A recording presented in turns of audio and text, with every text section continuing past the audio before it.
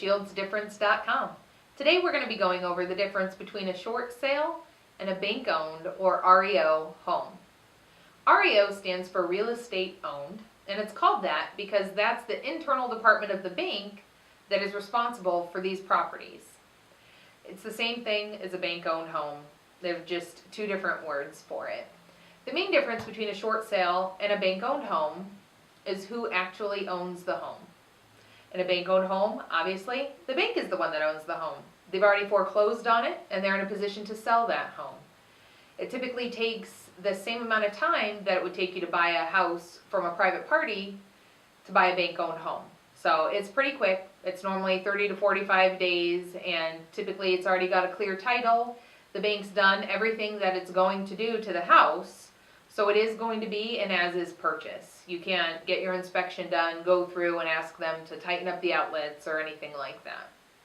With a short sale, the seller still owns the house. They just owe more than the house is actually worth.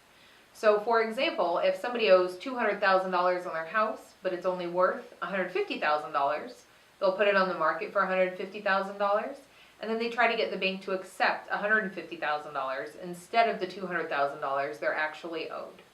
This can be a lengthy process. Sometimes it's quick. It might be done in 60 days. Sometimes it'll take a year and a half. It just depends on that particular bank, the agent, the seller, and how quickly everybody can get their stuff together.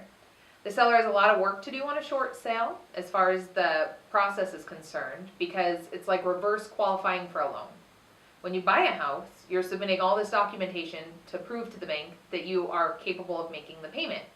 When you're doing a short sale, you're submitting a bunch of documentation to the bank to prove that you are not capable of making the payment. And that's what can be time consuming. Sometimes the bank will kick it back, ask for another pay stub, ask for changes, that type of thing. Whichever kind of house you're buying, you want to make sure that you have an agent that is knowledgeable in both, so they can explain to you any potential pitfalls and keep you aware of what's happening and make sure that you're doing what's right for your family throughout the entire process. If you have any questions, please comment below. I'll answer them as soon as possible.